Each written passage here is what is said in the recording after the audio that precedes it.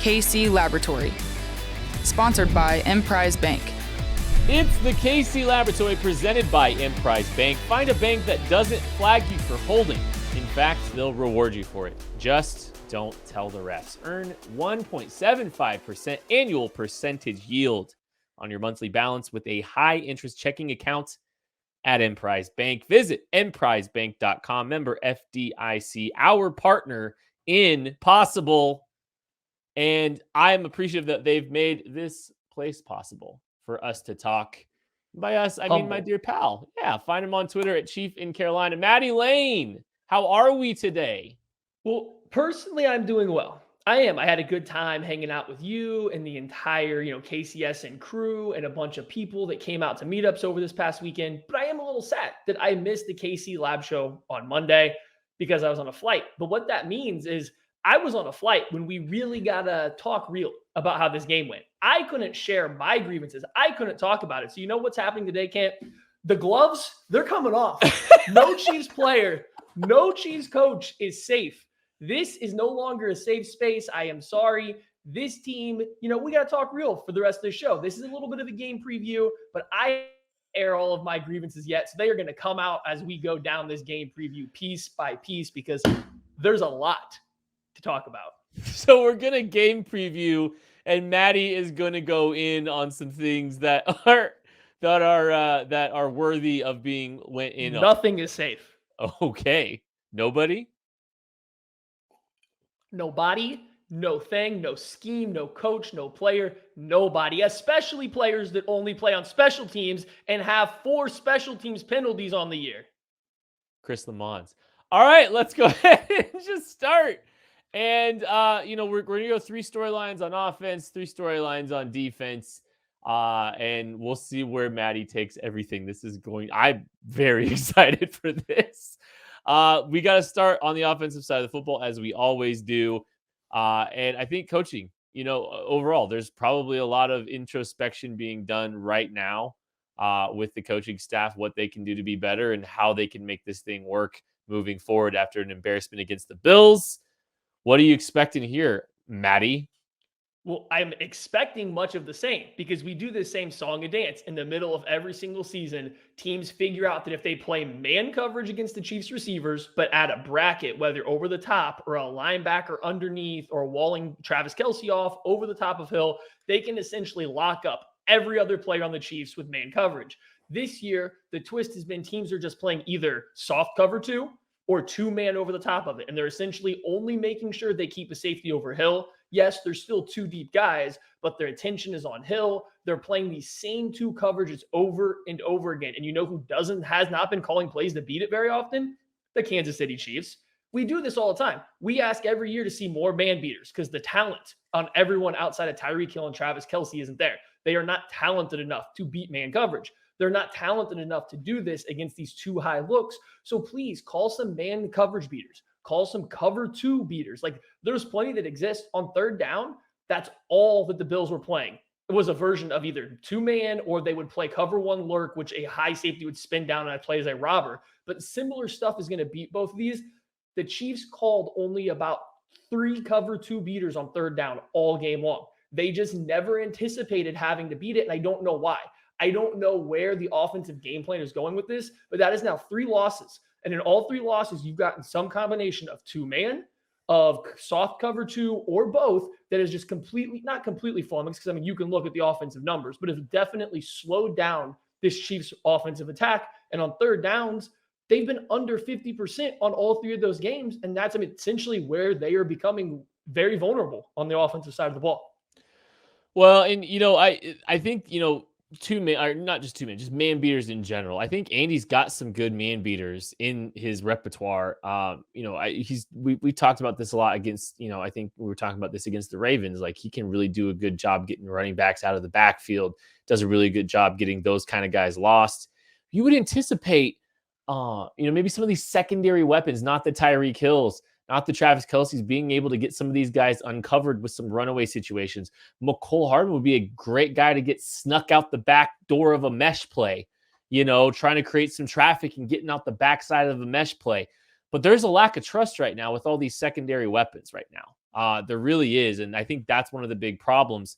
There's a lot of problems, frankly, but I think there is a lack of trust overall, lack of confidence in a guy not named Travis Kelce, a guy not named Tyreek Hill. And I think we're kind of seeing that with how Mahomes is playing this game. There's a lot of things to unpack with Mahomes. And, the sky's not falling with Mahomes, but there are definitely some things that are making him look a little bit more human than we are accustomed to.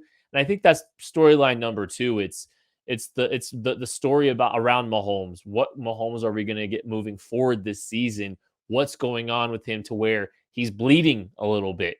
Something we're not really accustomed to. Bouncing out of pockets early. Just bailing on. I honestly think, Maddie, watching him a little bit, it's Tyreek, nope. Trav, nope. All right, let's try to make something happen out of the pocket. Like, he's given up on plays if it's not Ty, or if it's not Travis Kelce. Oh, he absolutely has no trust in the other wide receivers. I mean, you can see why if you watch the whole game. Yes, you can pick out plays from certain parts without the game and say, hey, look, Demarcus Robinson's wide open. Mecole Hardman's about to be open. Throw us some anticipation. But when you go through all these plays, more often than not, Robinson's blanketed. Mecole Hardman's not getting off the line of scrimmage, even from inside the slot. Like, these guys aren't reliable. And so I get it. On one hand, you want to say, well, you're the best quarterback in the league. Make sure you go through your progressions and see the open guy. But at some point, it does start to weigh on you, the inconsistency, the lack of reliability out of these other weapons. And so, like, that takes me back to that first point. Help him with some coaching. Please quit calling sticks when you know every defensive back is going to be in trail technique. You know what really doesn't work against trail technique? Comeback routes. It's kind of hard to run them. So it worked. Now, it did. Hey, to be fair, that 3rd and 12, Mahomes hit Tyreek Hill right in the face. He did. And that was a great play because I think that goes to Patrick Mahomes' side adjustments. He was talking about press conferences like after the game is the receivers and him have to be on the same page. So I think you can see Tyreek Hill, and he does it a couple times. He actually opens up backwards so that he can turn out the other way, but then works back into the middle of the field. And like, he specifically beats a defender in trail technique, but it's really hard. It's just not easy. The rest of the receivers aren't able to do that. That's a Tyreek Hill, maybe Travis Kelce can do kind of thing. So help him out. But I'm also not letting Patrick Mahomes off the hook here. Like, you want to talk all offseason about how you're going to work on your quick game, and he's been significantly more efficient with it. But I'll tell you what, how about you occasionally hit your running back in the flat early and not late? Like, maybe while the zone defense is still dropping underneath everybody they're carrying vertically because they're scared of you, hit the flat a little earlier and let Jet McKinnon go out there and make a play. Maybe you hit Mecole Hardman quicker in the flat so he can get his speed going. And for the love of God, when you do step up in the pocket, slide your feet, quit running towards the line of scrimmage every time. I think you can you'll need more than one hand to count the amount of times that Patrick Mahomes had an inaccurate pass just against the Bills because he always runs. He doesn't subtly, I think you've talked about this before. He doesn't really subtly move in the pocket great. He makes big movements. And sometimes with the right move, he'll slide or step the right direction, but he makes grandiose movements in the pocket and he doesn't keep his feet underneath him. And yeah, he has the arm talent to make it work. But when you're skipping 5 or 6 passes in a game because your shoulders are completely square, your feet on underneath you because you're running forward instead of just simply sliding in a good mechanical position, it can come back to haunt you. So he has things he has to fix as well. Especially in unideal conditions too. Some of those bad habits can get a little bit magnified when the ball's a little bit wet, when the field's a little bit wet. I thought, I don't think every single skipped pass was on Mahomes. I think there was some route, there was some poorly run routes, Mecole, that made some of these plays look worse. But the truth of the matter is, it's not all of them. There was just some really poor mechanical plays, poor bases. Honestly, he didn't have anything behind some of those balls at times. And maybe that was a little bit of the weather. And that's where some of the fundamental stuff can really come back to bite you, because if the conditions aren't perfect or ideal, sometimes, things get a little bit more magnified. Well, sticking with Mahomes real quick. Go for it. I also think I think we're getting dangerously close to him being too timid. I know the hot topic this week is everybody's talking about he's pushing too much. And I think you can pick out examples of that. But there's some plays where I see some one-on-ones where his receivers have leverage. There's some plays where, the window is tightening up, but there's windows there. And then you hear his press conference after the game, and he's just talking about how he's never been a guy to throw a lot of interceptions, how he's got to go back and reevaluate kind of his process. And I just wonder if Mahomes is starting, someone's in his ear, whether it's the stats, whether it's just the general narrative, coaching, whatever it may be. But it almost seems like he's getting a little timid himself to press downfield into some of these tight windows. And I'm not saying you have to attack all the time, but you got to keep defenses honest eventually. You know how you stop the Bills from playing cover one lurk every single third and short so you can get some of those open crossing routes? You hit 1 or 2 honey hole shots. You hit 1 or 2 deep passes, and all of a sudden that safety's a little slower to spin down. Maybe he doesn't come 5 yards from the line of scrimmage next time. It's just, I think he's just been a little too hesitant to take some of these shots downfield. And I really think listening to him, something in his head, he's starting to get nervous about his own style of play, and he's not trusting himself like he has in years past. There does seem to be a lack of confidence. One thing you said about honey hole shots, a guy that could really help that is Josh Gordon, because that's a guy that can play down the sideline, win at the catch point, be physical. I mean, this is a 230-pound man. This isn't, this is a guy that can actually win in that area and play through contact and play through a hit on a rail shot. So one thing to think about. You talk about interceptions, and I think the interesting thing, Maddie, is both of those interceptions were targeted in short areas. So, the ball tipped to the line of scrimmage, but also Patrick Mahomes, the ball went through Tyreek Hill's hands. And that's been a big problem. I think I think Andy even brought it up in the press conference today. He talked about, how on a per drive basis, they've been historical. They've been one of, like, on a points per game, points per drive, they're one of the best ever. But little things are really keeping them from sustaining drives at times and really costly turnovers. And, we've seen a lot of turnovers in and of themselves, but we saw a drop turnover. We saw a turnover, a drop that lost 4 points for the Chiefs potentially on that sticks play we're talking about with Tyreek Hill. I wrote about it on the KCSN Substack. That's 11 points they gave away on one of their best players drops.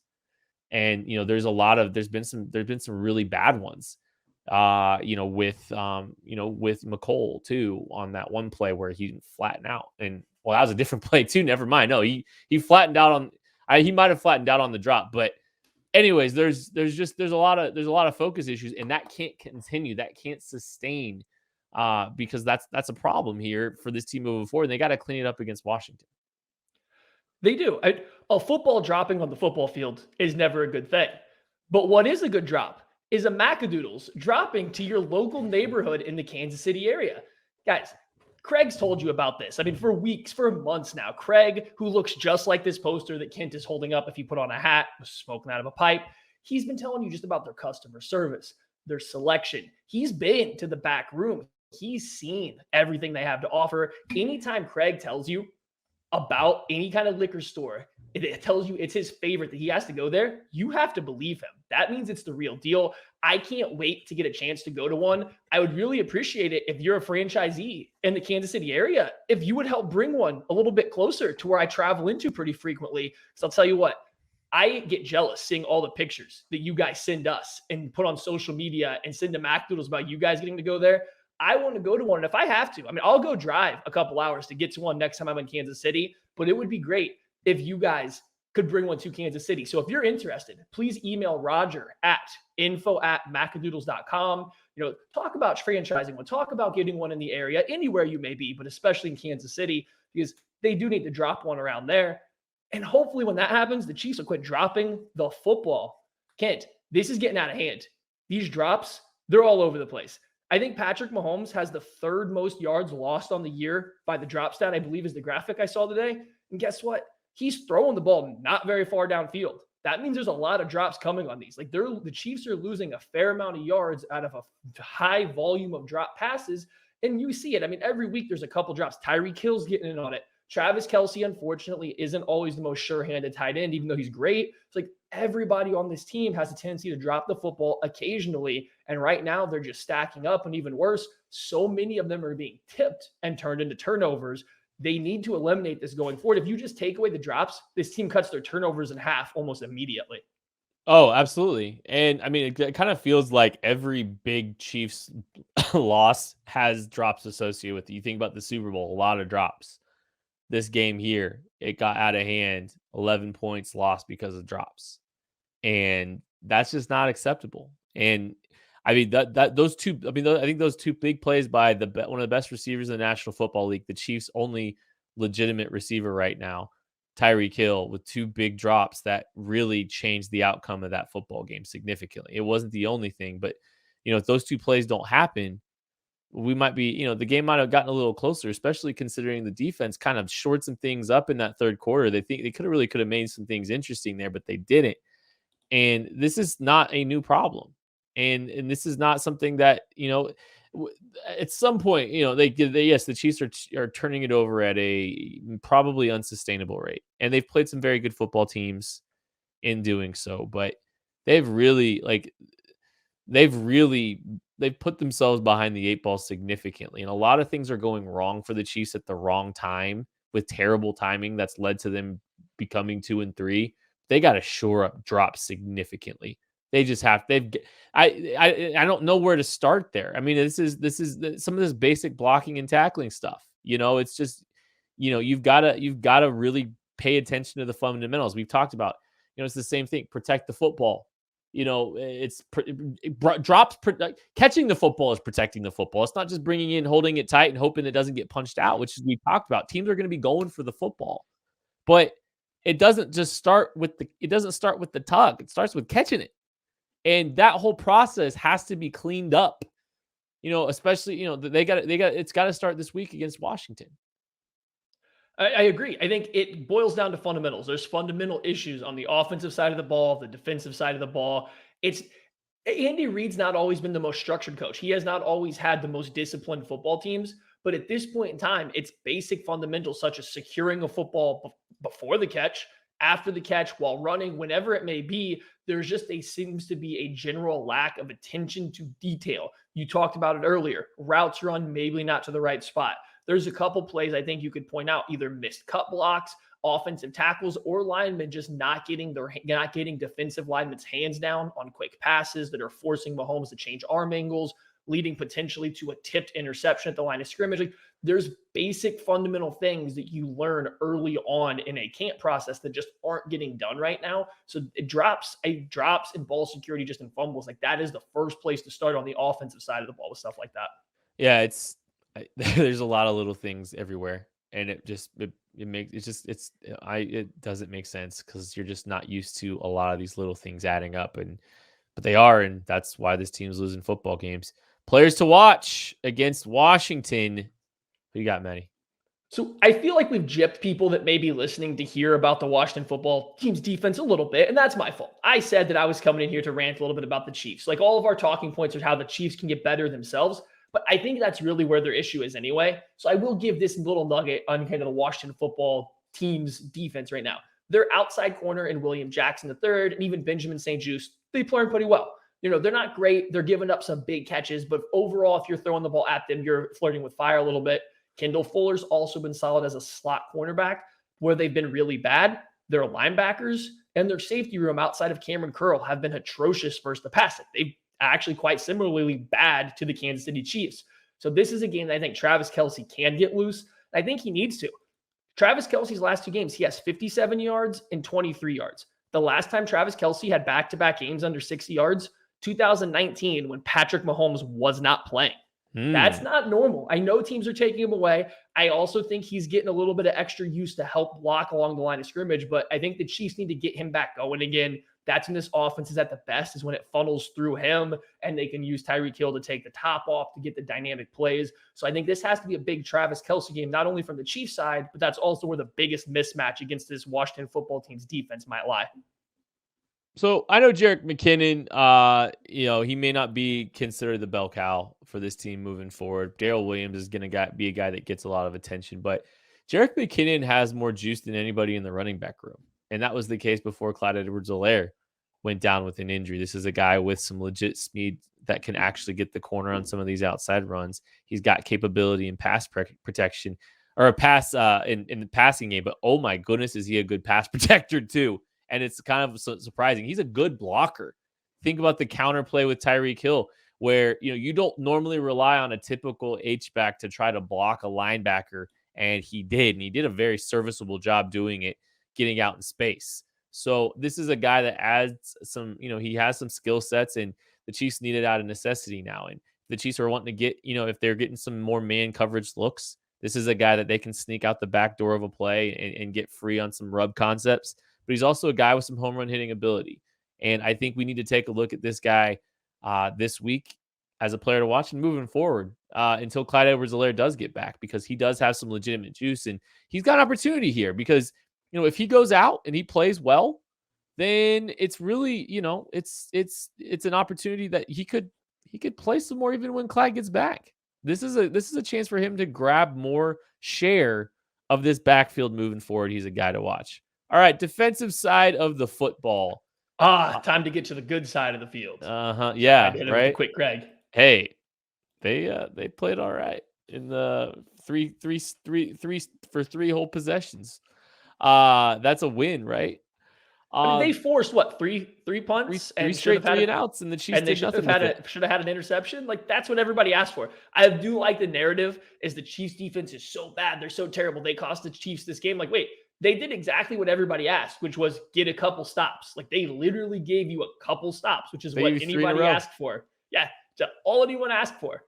And they're somehow still like the big problem. And I get it. The touchdowns they gave up was bad. It looked easy to drive down the field on them. But hey, they did what we all asked. They got you a few stops.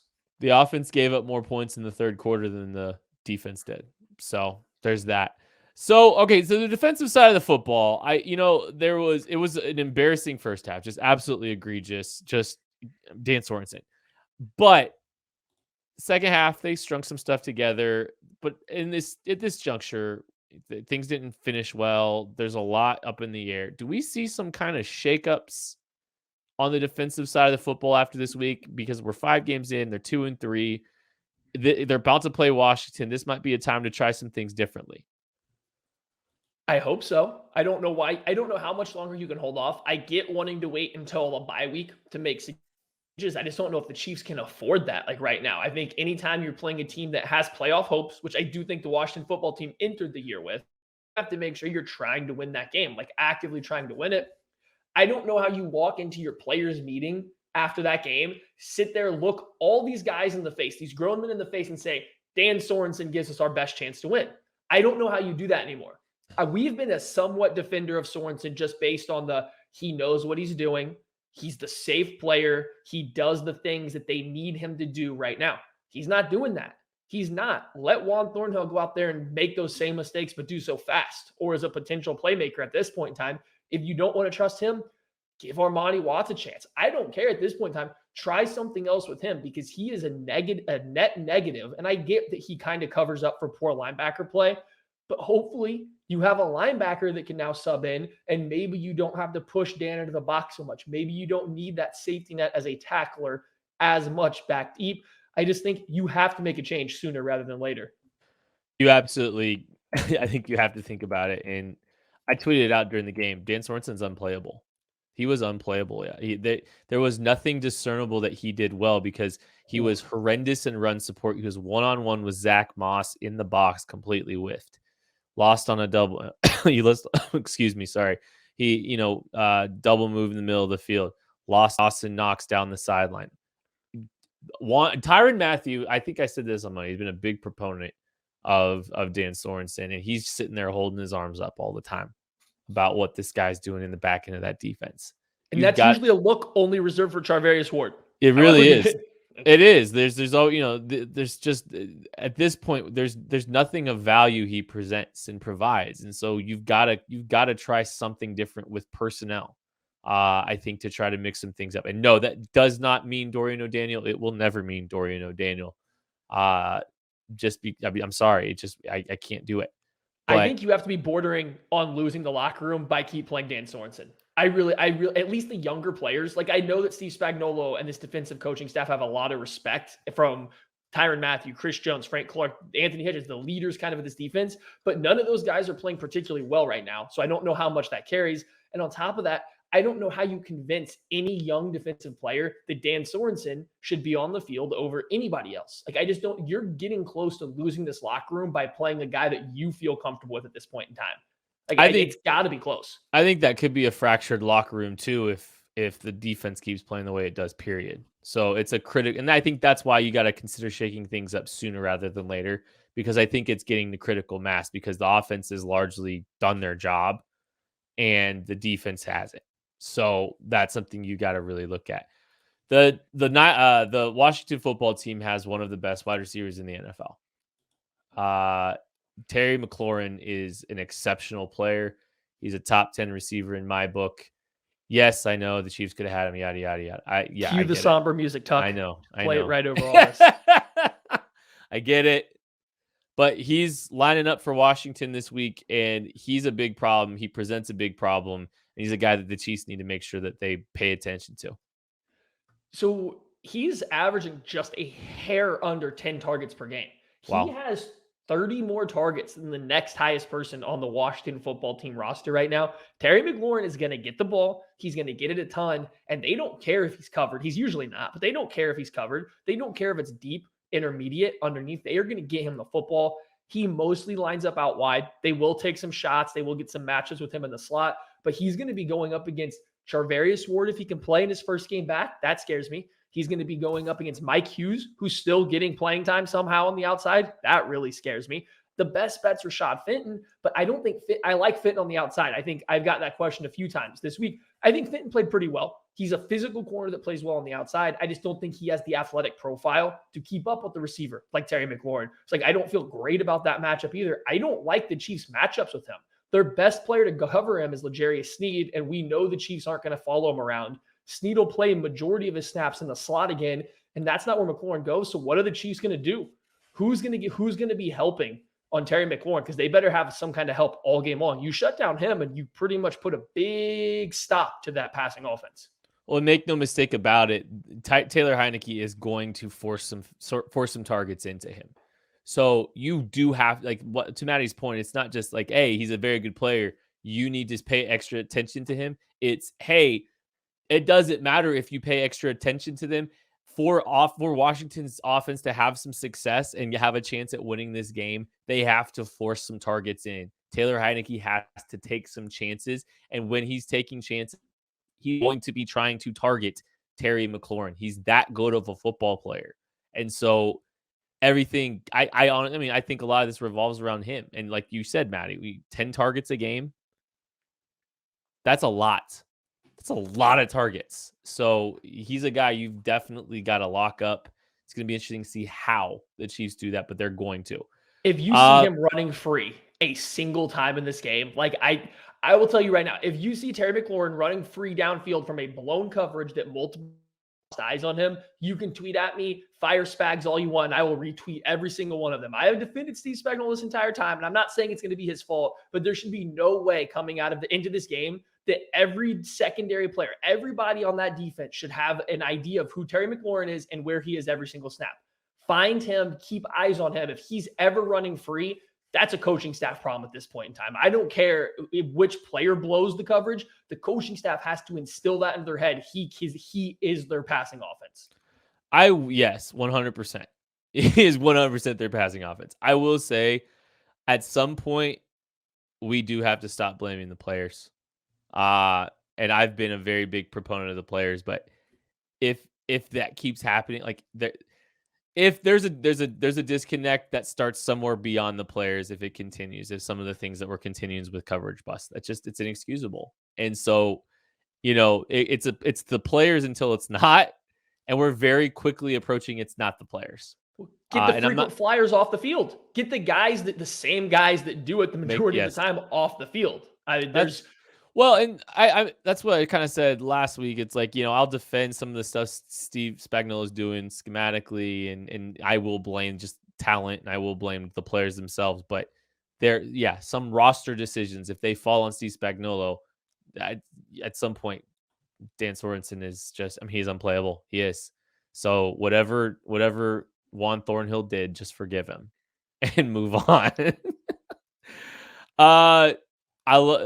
So we do a rundown on this show, okay? And we do, we work on this rundown collaboratively. Here's a little inside baseball, and I love this third subject that Maddie wants to talk about, the third storyline. Maddie Lane, is this the worst defensive line in the National Football League? Yes. Next question. No, but seriously, this past week against the Buffalo Bills, whose offensive line is good, not great. They're a fine offensive line. They're a quality offensive line. The Chiefs' best defensive lineman by a multiple of 5 was Frank Clark with no hamstrings. He has no hamstrings. He could not turn. He could not accelerate. The only plays he made were when they were in his phone booth and in a very slow moving linear path straight forward. You watch his pass rush, he had decent power in his hands. He had a pretty decent drive. He was pushing tackles back a little bit, but he couldn't disengage because he couldn't move laterally. He couldn't turn the corner. He had 5 pressures. I don't think they were particularly high quality. They were decent, but it's only in a very linear path. He couldn't move. He had a couple run stops. You know who had the second most run stops on the defensive line? I think Derek Nottie with like 1. This defensive line's terrible. They're playing terrible. And I get it. They didn't have Chris Jones, who's their best defensive line player right now. It's not like he's been great this year. He's playing with a wrist injury, so that might be hampering his effectiveness as well because he's in his hands a lot. But when he comes back, it's not going to automatically catapult them into mediocre. He's barely been mediocre this year. So like, what are you hanging your hat on? You would think coming into it, you have Mike Dana, Derek Nottie, Jaron Reed, Frank Clark, Chris Jones. Oh, we can at least stop the run, and then we can, committee rush the passer. Nope, can't stop the run. Nobody holds up their gap besides the no hamstring defensive end occasionally. Not even every play anymore, just occasionally holds his gap. Nobody's playing well. They get 0 pass rush unless they're rushing with L'Jarius Sneed or Willie Gay. I don't know what this defensive line not only does well, but does at a moderate level. They are terrible. They are playing absolutely god-awful across the board. Well, they're not changing the line of scrimmage along the interior at all. I mean, that's another thing too. It's, against the run. I mean, and I think some teams want to run wide because they want they want Derek Nottie to have to move off the spot. But I mean, this wide zone, Mike Dana and Chris Jones. Like, is that not the slowest defensive end? I mean, Frank Clark right now too. Like, is that not the 3 slowest defensive ends that you could put out there to chase a wide zone? It's up there. Good luck finding. I mean, but this is the Chiefs. Like, this is roster construction. This is the roster. Like, the Chiefs don't have athletes. The Chiefs don't value athleticism. Derek Nye is a 2-down player. Nick Bolton's a 2-down player. They take Clyde Edwards-Helaire, underwhelming, unexplosive. Watch him, and then watch Jonathan Taylor. I mean, at this point, I liked Clyde too. There's just a lack of explosiveness, athleticism on this roster, and it's really starting to add up. It's like Tyreek Hill in a bunch of dudes. I love the straight line draft. McCole. Yeah, huh? I love the draft of McCole, Juan Thornhill, Colin Saunders. Like, hey, maybe we do understand what athleticism is. And they're like, psych, we just really wanted a couple of these guys to not play them. Yep. Yeah, that checks out. But anyways, yeah, Matty, you've theorized that they're playing a gap and a half, and maybe there's some adjustments that they've made there. But like, I don't know, man. I just doesn't like it. It seems like I don't really think they are. I think, and if they are, maybe that's like the adjustment, one of the adjustments this offseason Spags trying to make. It just seems like they're bad. They're a step slow. They're getting beat off the ball. I'm running out of things to say. It's just disappointing. Yeah, I've trash canned that theory. I don't think that's true anymore. I think they are just slow off the ball. I think they are not winning at the line of scrimmage. Like, it would explain why these big, good run defenders are getting pushed around. It would explain why Anthony Hitchens is going from starting to play faster and faster and faster mentally last year to slower and slower and slower this year. But I just don't think that's the case. It doesn't look like it anymore. It just looks like they're getting beat up left and right. And I don't think they know how to fix it either. There's been some injuries and some issues there up front. It's like maybe that's a little bit of it, but it's just, again, it's not enough to justify anything. All right. Let's go ahead and look at some players to watch here on the defensive side of the football against the Washington football team. So I think in the second half, Steve Spagnuolo was trying stuff. He was getting Juan Thornhill out there more. He literally was changing personnel packages to get Willie Gay on the field. So Willie Gay is going to be my guy to watch in this game, not only because I do think we talked about earlier, kind of, is there going to be a shakeup? I think Willie Gay has to. Like, you have to insert him more than just base. They put him into base defensive personnel package about the second quarter against the Bills. He's got to get into the nickel more frequently. They did down the stretch. I think they have to keep that up, get him on the field as much as possible. If that means running more 3-down linemen and just having him mug an A-gap like they were doing later in the second half versus Bills, so be it. Just get him on the field. I think this is a good matchup for him too. If you do scheme up a way to take away Terry McLaurin, let's say that you have that figured out. Your next two targets are going to be Antonio Gibson out of the backfield, and it's going to be Logan Thomas at tight end. You need someone that has a prayer to contain these guys, to get out to the flats, to get to the sideline and cover those two. I don't think it's definitely not Nick Bolton. It's definitely not Anthony Hitchens. I know you trust Ben Neiman in coverage, and I don't think he's actually been as bad this year as people want to think, but he's not been good. Put Willie Gay out there. Let him run around, see if he can make a couple plays against, the number 2 and number 3 big offensive weapon for this Washington football team. Maddie, the defense is in an identity crisis of the team is. Yeah, but the defense is too in epic proportions. There's a lot of decisions that got to be made this offseason. I think about this defense, and they might need to blow it up. And you might blow it up. You might even not keep Tyrann Mathieu around. And that's a guy I'm keeping an eye on. I know. We haven't seen him get his hands on the football since week 2. Pass breakup, anything. Maybe they're just avoiding him because everything else is open. I don't know. But this team really needs Tyrann Mathieu to make a play on the football because no one else is going to. This is the Chiefs' best defensive player. He needs to get his hands on the football this week. And Taylor Heinicke's a guy that can do that. Will do that. He'll put some balls at risk. He's willing and he's going to try to challenge. Hopefully he challenges Tyrann Mathieu. And I want to see if we can get the Honey Badger get the hands on the ball because the Chiefs really need that right now. All right, prediction time. We got to predict this game. We got to predict the outcome of this sporting event.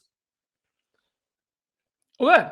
So I spent this entire podcast ranting about the Chiefs, what they've not been doing well, where I think they need to get better. It's been very unfocused to the Washington football team. I apologize for that. But, I just had to get some of the stuff off my chest. I tried to tie in together some, loose threads here.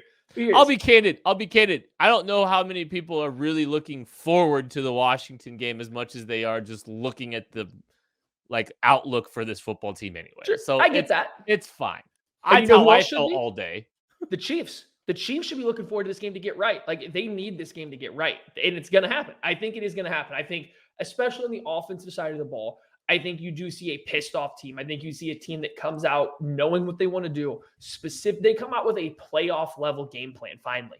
They come out with their best stuff, whether that's Andy's best stuff or the best stuff they have geared towards beating this zone of Washington football team, handling this really good pass. They're going to put their best foot forward this week. I do think that is coming. So I do have the offense scoring 38 points. The problem is I don't trust this defense. I really don't. I think they're coming off of one of their better performances of this last second half against the Bills. Best half I think they've played in a while, but I don't trust them. I do think Taylor Heinicke is going to give them some opportunities. I just don't trust them. I've seen too many issues right now. I think the Chiefs have to win a nail biter 38-34 because this defense simply is not playing. They're not good, and they're playing even worse. Yeah, they are, and this is a big one because this is a game that they can't afford to lose. And if they want to go for another ring, they have to win this. This is where you have to start it. See, I was about to go with something you can't afford to lose, and you just brought up a ring. How about that? You can't afford to lose an appointment with Hal at Ruback Fine Jewelry. Our friends over at Ruback, the oldest jewelry institution in Kansas City, is Ruback, and Hal is what makes that thing tick. He is a guy of great integrity, a guy that cares about the people that walk into his building and want to talk about any custom jewelry needs that you might have. And the thing about Hal is he will build you a custom ring for a more reasonable price than what you're going to see a lot of the big box jewelry stores. And he's going to give you something that is going to have a lot more meaning to you. You're going to be able to provide a lot more input, and you're going to do it at a very reasonable price. He's going to work within your budget. He's going to do what he can for you without trying to push you to go beyond what you are comfortable doing. So if you're looking for an engagement ring, if you're looking for a push present for, the birth of a child, whatever you're looking to do, they've done so many different things. And it's all custom. There's so many different situations, taking old jewelry from family. I know they talked about taking, some family heirlooms and repurposing it into some different jewelry and stuff like that. There's so many different things that they can do. But whatever you're looking for, set an appointment with Hal at rubac.co. You will not regret it. If you are going to do anything jewelry related in Kansas City and you don't talk to Hal first, you're making a mistake. Tisk, tisk. Tisk, tisk. And you're making you know what? You're going to make a mistake if you don't pick the Chiefs to win this game. I do think that there is just enough of leadership in that group. I think there's a lot of questions, and I think rightfully you can be questioning the leadership. But this is still a team with a lot of high-level players, a lot of pride. I don't know if it's going to be able to fix all the problems for this football team.